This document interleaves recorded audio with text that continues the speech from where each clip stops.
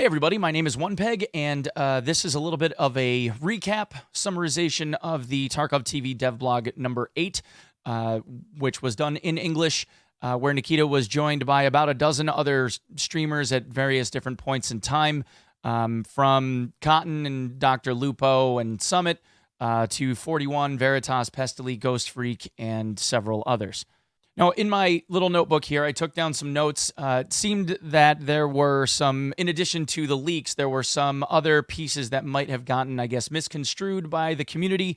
And I also wanted to see if I could offer a little bit of insight for all of you, offer my take in terms of what was getting discussed, so that for certain topics, those of you that might have gotten a little bit confused by a couple of things, I could help all of you with better understanding it, maybe. The podcast ran about 3 hours. I'm going to try and cut this down to maybe 10 or 15 minutes. Thank you, as always, to everybody that's been here. I really do appreciate you and all of your eyeballs, as I like to say. Hopefully, you guys find this to be informative, educational, whatever, and stop by the stream sometime and say hi. And I'll have links, in the description and all that other crap.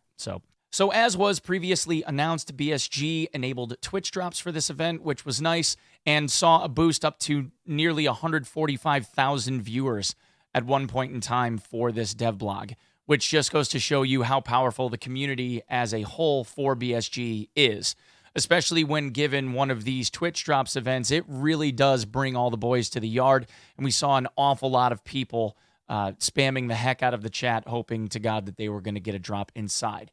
Now, just so that you guys are all aware, the way that Twitch does their drops event doesn't necessarily mean that everyone is going to get drops right away.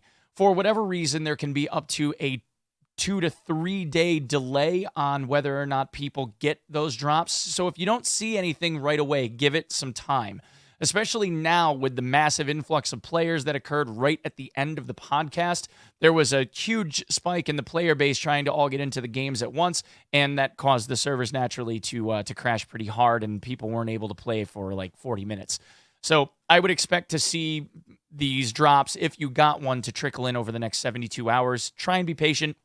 And if you didn't get one, that happens. I mean, it's kind of a lottery system. Not everybody was going to get one. But for those of you that got one, congratulations. Hopefully, the rest of us will be luckier next time. As the podcast began, the first thing that Nikita wanted to come out and talk about was that BSG knew that these server issues were a thing and that the player base as a whole was getting pretty annoyed by it. Now, we need to keep in mind that back a year and a half ago, there was about 30,000 people playing at peak time when Point 11 went live. When Point 12 went live, there was over 100,000 people. And now following the last major Twitch drops campaign, with all of these larger 20,000 plus viewer streamers like the Doc and Summit, etc., playing this constantly, we've seen that even in off-peak times, like 2 p.m. in the afternoon during this podcast, my time, there was over 110,000 people still logged in at the moment. So while we have primetime EU going ham, and the U.S. hasn't really even gotten to the point where they're coming into play yet on a Monday, that's pretty significant. So it's going to take some time for these guys to have to get these servers back to where we want them to be. But he seems confident and believes that within the next week or so, we should see a lot more of a smooth transition into our games. And it's been frustrating. I'm not going to pretend like I wasn't frustrated by it like everybody else. But I know that they're trying to make progress. So hopefully these guys can get this back under control, because obviously we want to be able to play this game that we love so much.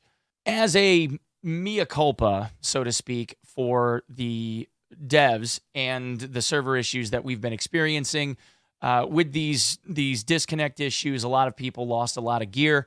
And at the beginning of the podcast, Nikita also approved the release of about 1 million rubles for every single one of the players that was playing over this past weekend. So if you guys haven't seen that yet, keep an eye on your inbox. You guys should be getting an email message from Prapper with 1 million rubles in there.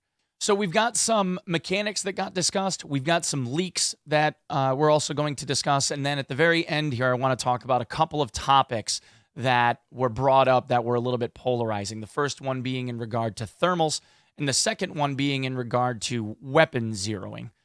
Now, in regard to mechanics, there really wasn't a whole lot that got discussed, other than people kind of talking about what they wanted to see preferentially with certain behaviors in the game. In terms of future-facing stuff, Nikita did talk about this new poison mechanic that's going to come along with the cultists. For those of you that haven't necessarily been keeping up, what that means is the new cultist faction that's coming into the game will be present at night, will be mainly melee-based, and will be showing up around the marked room circle kind of areas where we see all of those interesting glyphs and such. One of the mechanics that these guys will implement, aside from them just being generally sneaky, is that they're going to have melee weapons, knives, that are laced with poison. Now, Nikita talked about how this poison is going to linger and that it's mechanically going to work in a way where it will indefinitely kill you by the end of a raid unless you have an antidote, of which he stated that this antidote has to be crafted and will have materials that are extremely rare. So that will be kind of interesting. He also said that these melee weapons are able to be looted to where you can then poison someone else potentially with them. And the poison itself may potentially also last longer than one raid. So that would be pretty interesting to see. Next, we had a lot of discussion around these leaks, and I'm going to start showing them to you here. So one of the first things that we got shown were two new weapon animations, one for a mossberg 590 and the other for the SR 1911, which is a highly, highly anticipated handgun that's been getting asked for forever. Seeing an actual bona fide 1911 in the game is going to be really, really nice. Now, the next few screenshots that got shared had to do with Interchange, one of which looked like this arcade that some of us have seen up on the second floor, and there was discussion about like some really fun or cheeky things that you could do with it. In addition to these other screens that wanted to show off these lighting effects that they're looking at modifying and changing for an update to come later for Interchange.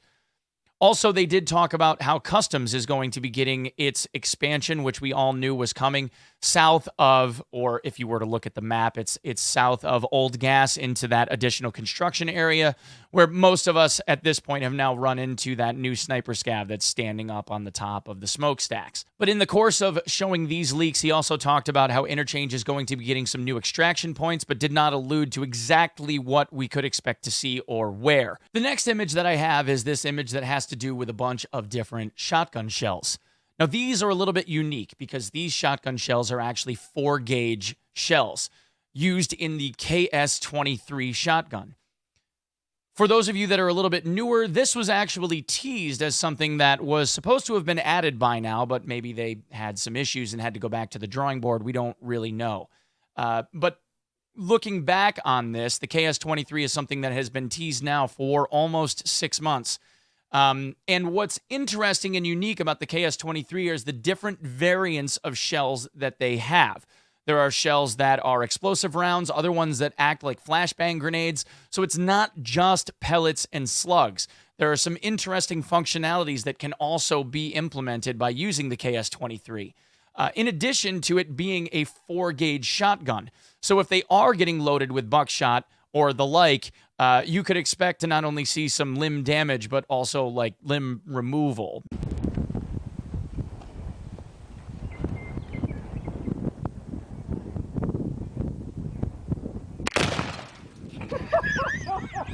The next two images that we saw were homemade grenades. One that was made from the AGS grenades that we would commonly see from the fixed placements in reserve, and the other one that is a hand grenade made from the UBGL grenades. Now, in the last podcast that came before this one, he showed some fuses that were something that he had stated were going to be used in the crafting of your own grenades, and it looks like these are actually the grenades that he was referring to. So it's kind of cool that you'll be able to maybe then what this means is we're going to see a change where we'll be able to loot the ammo from the AGS, and we'll be able to use that as a crafting material maybe then in order to be able to make these kind of homegrown grenades. Next, we had a couple of streamer items. The first one being a Raven that we saw. Now, this is actually in reference to Markstrom and his streamer item. And the second one that we saw was a jar of what Nikita described as very large coffee beans. And this was in homage to Dr. Lupo, who, as we all know, absolutely loves his coffee. After that was this next image. Now, this is alluding to a suppressor for the Vepr 101 Hunter rifle. And FairTX made a fair point, that the Mosin will be more or less rendered obsolete once the Hunter gets a suppressor. I have a tendency to agree with him on this because with a simple dovetail-mounted scope, and especially after putting a suppressor on this, to be able to have a very, very cheap 308 with up to a 10-round mag capacity and one in the chamber is going to be a pretty significant addition to anyone's arsenal in this game. Another suppressor that they also showed was 300 Blackout, which is seen here outlined in pink. And after that was an image that had to do with the Chris Vector. Now, it has been widely rumored that the models for the Chris Vector have already been in the game files for quite some time. This may have been true back in maybe like the alpha and early beta days. I'm not sure if they're actually still in the game files right now. But the question was asked what this was going to be chambered in, and Nikita said 45 ACP naturally. So we should see 45 ACP at some point in the not too distant future, maybe possibly around like the next wipe. Okay, next we have a new muzzle brake. Now this is the Nero 556, and it is made out of Inconel. Now, for those of you that don't know what Inconel is, it is a nickel chromium super alloy. In this case, the Nero is completely 3D printed.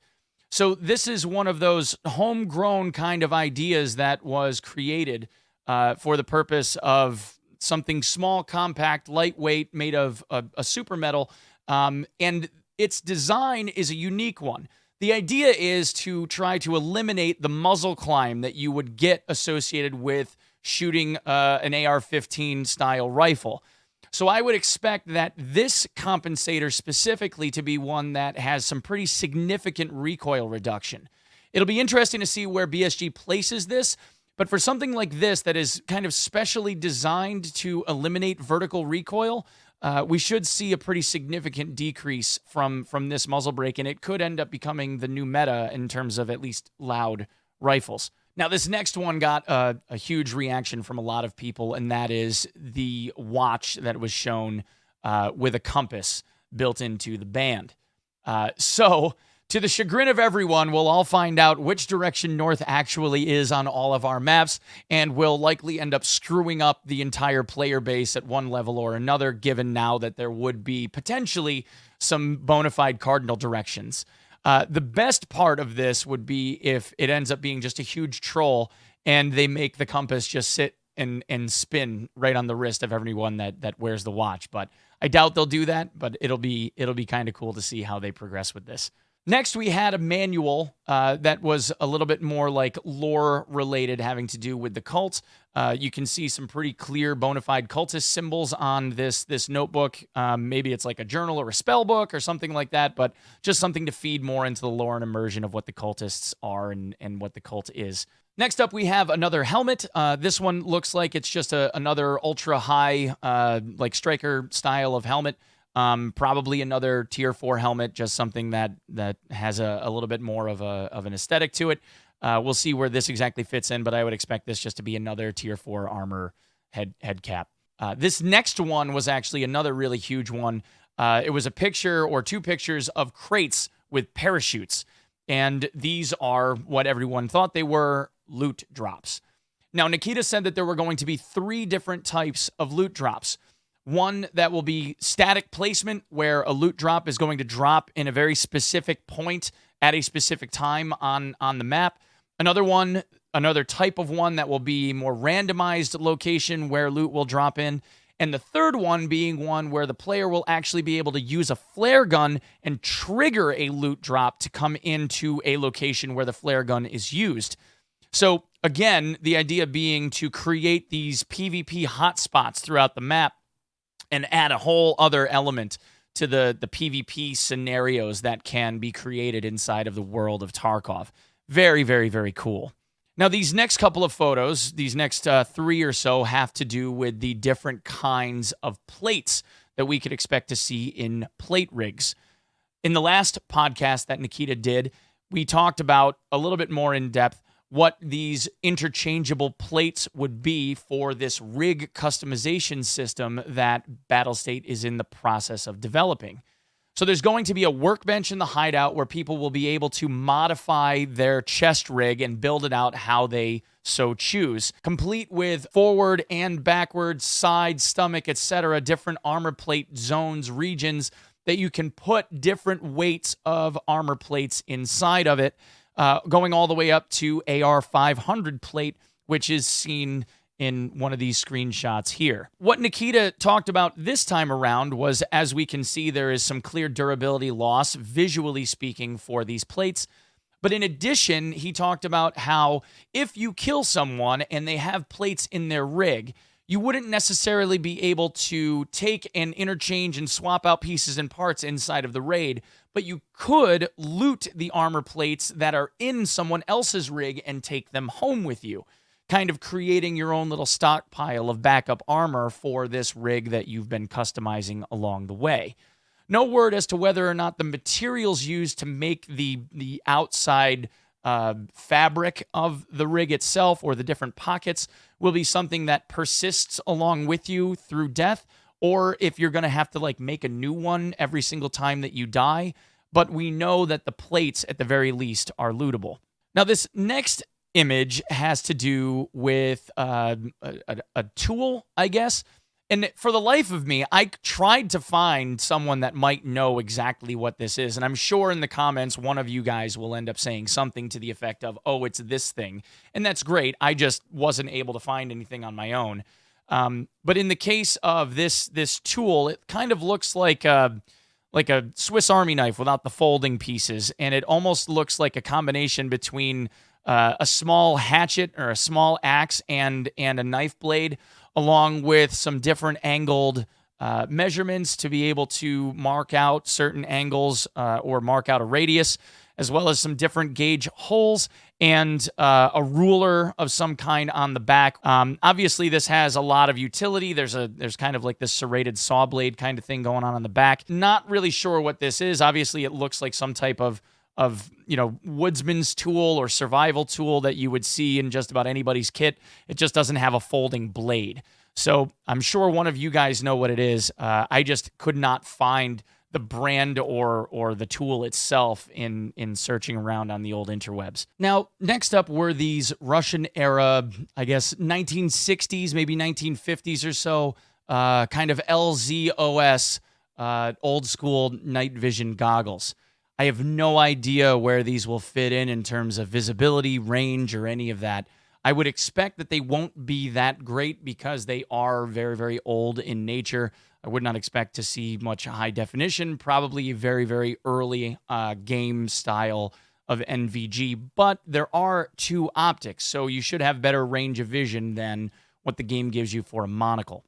Next, we had this rig where one shoulder was kind of like this normal canvas strap. The other was a chain. And on the back, we had this drawn-on middle finger. Now, this obviously looks like something we would see on a Scav boss, and Nikita confirmed that, but he would not tell us which Scav boss it is. Now, we do know that on Shoreline, we're supposed to see a doctor-style Scav boss called Sanator, but there are other bosses planned. I don't know if this really necessarily fits the motif of Sanator unless, of course, he's drug-ridden like what Nikita told us. So maybe he's an ex-doctor turned junkie and he's kind of went punk. I don't really know. But suffice to say that in this case, we'll just have to wait and see if this is supposed to be for Sanator or for someone else. Next, we had a couple of jackets. One that looked like a dirt bike or riding jacket, kind of knocking off like the Alpenstar motif. And this other one that was another bear piece. We'll see where those kind of fit in. There was talk of wanting to see some more like kill count based or achievement based stylistic options for people to be able to change what it is that they're wearing, to kind of be able to like show off things that they've pulled off in the game. And Nikita liked that idea. He knows and said that it was planned. So that'll be really, really cool to see. And once again, we also have this prone animation that was added for the second or third time now in the podcasts, where we can see somebody taking a dive and then rolling to the side. Now, Nikita did say that eventually we'll see kind of like a rolling over animation when people are prone to be able to continuously tumble as they go along. But for this, it looks really, really good to be able to see like this prone side step, giving people a little bit more visible range on their shot when they are prone. So again, something to look out for and another tool in the arsenal of many, many people playing the game of Tarkov. So the last couple of things that I wanted to get into for the purpose of this has to do with this discussion about thermals and then this other one about weapon zeroing. So there was a discussion about the range of thermals and the ability for people to see others when using them. And people like Moses and Sacriel had quite a bit to say about it, saying that essentially in the late game, 3-4 months from now, every player in the game could be at the point, or the majority of the player base could or would be at the point where affording something like a Reap IR would not be a difficulty for really anyone. And that means that rather than seeing this world around them in rich, vibrant color, that means that they're just going to be scanning for people running around with bunches of white pixels, and then they're going to try and shoot at and kill those white pixels. And I have a tendency to agree. Where thermals are right now seems to be something that is obviously meta. And part of the problem is how easily it is to obtain these things. So it isn't really a feeling of ultra rarity that people get surrounding thermals. They aren't like these really obscure one-offs that have really significant value. They end up being something where people go, oh, that's cool, and then they end up vendoring it off, or they just amass a huge stockpile of Fleers and Reapers and T7s. Now, the T7 is a little bit different in that you can only really use irons when utilizing it because of how the thermals are affected with different optics. But stuff like the Reaper and the Fleer seems like, even though the frame rates on them are diminished to kind of give people a little bit of a nerf, they still have a whole lot of functionality with them, and it really does tend to be a little bit overpowered. Now, Ghost Freak did try to make the argument that it is possible to be able to outflank and outplay and beat these people, and of course, that's true. But Sacriel countered with saying, well, there's me and my own ability versus Thermal Me and Thermal Me's ability. Which one would I choose to win in a firefight? And the answer, naturally, would be Thermal Me. And I have to agree. Regardless of anybody's skill, if you had two people of equivalent skill, chances are the person with the thermal is going to end up coming out on top. So I would personally like to see things like thermals become a bit more rare and a bit less widely spread, a bit less used. But again, this is one of those things that's going to have to happen through like a wipe cycle, because at this point in time, people have had an opportunity to be able to amass a whole lot of wealth and possibly even amass a considerable collection of those thermals. So in order to be able to weed that out, it's going to take an awful lot of time if they were to try to implement some major change right now. So we'll have to see kind of what they end up doing here. The second thing that I wanted to discuss, and the final thing that we'll talk about here, has to do with weapon zeroing. The way that optics work in Tarkov is a pretty convoluted thing. There is no actual rangefinder or gauge, at least overt, in the game that anyone could necessarily reference. Now, there is a way to be able to calculate the range of something, and we have been now adequately able to figure out what the gauge of a distance is by utilizing different scopes and then referring those scopes back to each other and then mathing it out. But that obviously is a whole lot of a process and a lot of steps to be able to finally come to the conclusion that, yes, indeed, you can measure the range and distance of targets by just looking through a scope and using mil dots and math in your head. But the larger overarching issue is that when you look through a scope or any other optic, when you ADS, there's a number that shows up in the lower right-hand corner of the screen. Now, that's supposed to be, Tarkov meters or Tarkometers, whatever. It seems like it's a pretty arbitrary number, 25, 50, 100, 200, whatever it's supposed to be.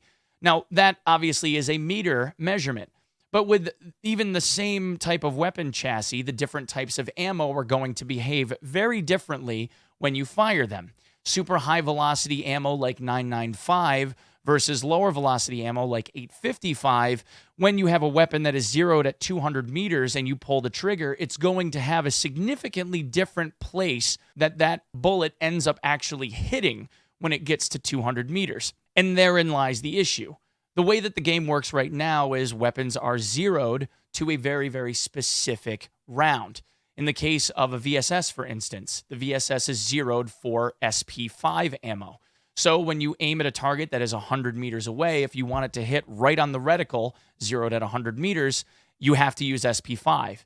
If you use something faster or slower, it will hit above or below that of your actual crosshair. Now, one of the things that was brought up was by Veritas, and he mentioned that it would be a really good idea to be able to change this system from one that says 50 meters or 75 or 100 to something that is more akin to clicks, like what people actually use on their scopes when they try to zero something on the fly. This makes sense. And the mechanics of doing it with hotkeys or your mouse or whatever are something that could be worked out. But for the generalists among us, it's a little bit easier for people to be able to look at something and say, well, that says 25, so I'm zeroed for 25 meters. It seems like it's a little bit more straightforward.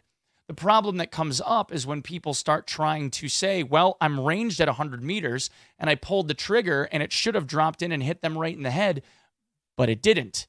I like the idea of using clicks. That makes sense.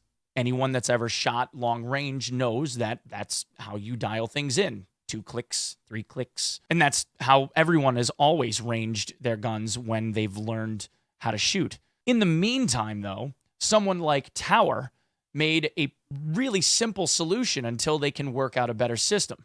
And that is to give each optic its own single square inventory. For example, SP5 ammo is 295 meters per second. BP ammo is 305 meters per second, which means that at 100 meters, BP is going to hit on a target slightly higher than the crosshairs, whereas SP5, where the gun is actually zeroed to, is going to hit right on the crosshairs. If you wanted to have the gun zeroed appropriately for the ammunition that you're using or the ammunition that you have your mags packed with, or hell, whatever you want your weapon zeroed to for the velocity of whatever round you're using, if you had a single square inventory for the optic that you were using at the time, all you'd have to do is take that one round as a reference point and place it in the inventory of the optic.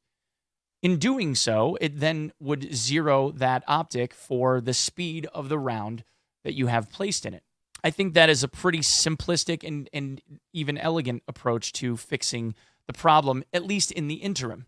I would like to see them change to something that is more related to clicks, though, because that's how people do it in the real world. The only other way to do it would be to shrink the incremental amount that people can adjust their optics by, rather than making it 25 or 50 meters per press of the page up button, have it be something closer to 10 or 15 meters.